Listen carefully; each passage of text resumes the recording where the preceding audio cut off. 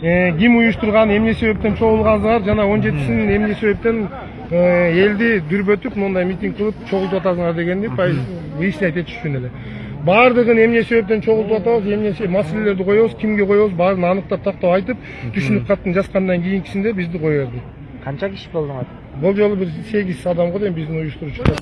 8 адам. 6 бошотушту, 2 калды, азыр 2. Азыр 2-нун бирөөнө чаламансызбы? Ал 2 да келиш керек. Бошотот. Турган жокпу силерде?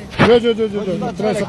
Чайына берип атыр, сотрудниктерде чайып жок, бирок мен бүгүнкү күнү эгер нак пресса болсо, мен заявление беретирем, бүгүнкү күнү бардык силовой структуралардын бардыгын элге тукуруп аткан бүгүнкү күнү бийлик органдары. Эмне болду? В том числе парламент, өкмөт жана возможно даже президентский аппарат тарабынан да болушу мүмкүн.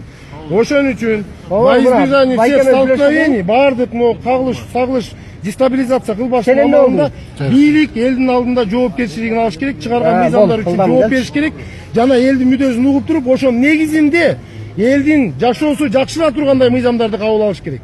Мыйзамдарды кабыл алганда дагы элге талкууга көрүп туруп, анан кийин элдин макулдугу болгондо гана ана мыйзам катары эсептеш керек. Ана 4-5 адамдын кабинетте отуруп жазып алган мыйзамы, ал мыйзам эмес. Ал элди айландырып, башын айландырып жана бодон элдин ынтымагын ыдыратып туруп, өздөрүнүн кызыкчылыгын аткара турган мыйзам деп эсептейбиз. Биздин 7 дубаңкыр куруу кыргыз ынтымагынын чечими. Бүгүндөн баштап ар бир кең байлыктардын бардыгына моратория жарыялансын, эч кандай жаратылышты талкалабасын, ичип аткан суубуздун бардыгын булгабасын, кредит кимге канча карыз болсо, кайсы мамлекетке карыз болсо, аныктап точно данныйларын коюп туруп, парламенттен чагылдырып, кимдер алган, каяка иштетилген жана канча ысырап кеткенин, то есть дальше бошу кандай кайсы жактарга кеткени үчүн бардыгы түшүндүрүп берсин. Жоопкерчиликтүү адамдардын бардыгын жоопко тартсын, кылмыштуулардын бардыгын. В том числе бывший президент Атамбаевди да жоопко тартсын. Анткени Атамбаевдин убагындагы 3 проект. Бул түндүк түштүк альтернативный жол, Датка Кемин жолу жана ТЭЦ маселеси боюнча 3 проектini Атамбаев президент өзү көтөргөн. Анын бардыгын мен алып келгенде өзү дагы телевидениеден айткан. Рас ошондой болду, бүгүнкү күнү президентибиз Сооронбай Шариповичтен биз талап кылышыбыз керек. Ошол президенттин кылган чечим келишимдерин бардыгын ачык айкын иликтеп тактап, эгерде иши кылмыштуу иштеп туруп шектеле турган болсо, кылмышын козгосун да камалсын Атамбаев. Жана СДПК бир эле Атамбаев эмес, СДПК партиясын жоопкерчиликке тартыш керек. Анткени Атамбаев түптөгөн жоопкерчиликке кирген ошол партиялардын баардыгы, акча берип киргендердин баардыгы ошол Атамбаевдин кылган ишинин баардыгына макулдугун бергендик болуп эсептелет.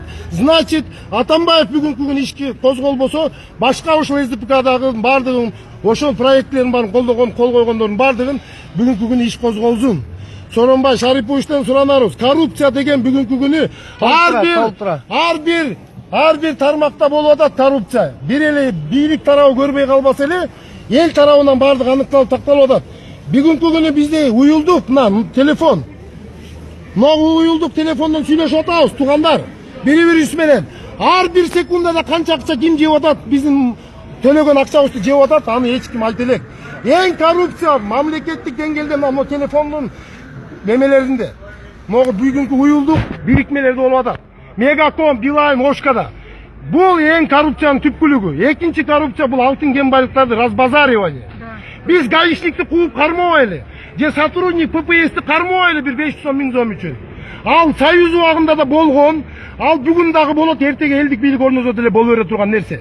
Но бирок болгон акча үчүн биз коррупция менен күрөшүп атабыз деп элдин көзүн боёгону бул туура эмес. Анткени нак коррупционерлер бүгүнкү күнү 25 жылдан бери парламентте отурган депутаттар деп эсептейм мен. Өз элине кыянаттык кылып, туура эмес чечимдерди чыгарган негизинен Кытай өзү кирип келген жок. Парламент мүмкүнчүлүк берип атат мыйзам кабыл алып. Биз туура өзүбүздүн көздөгөн душманыбызды билели. Кытай душман деп Кытай менен алыштын кажети жок. Ал да бир шор, бир өзүнүн жолу менен келген чыгар. Бирок ким уруксат берип атат? Бүгүнкү күнү бийлик бутактарынан, а именно закондорду кабыл алып аткан бул парламент. Парламент бүгүнкү күнү жоопкерчиликти тартыш керек.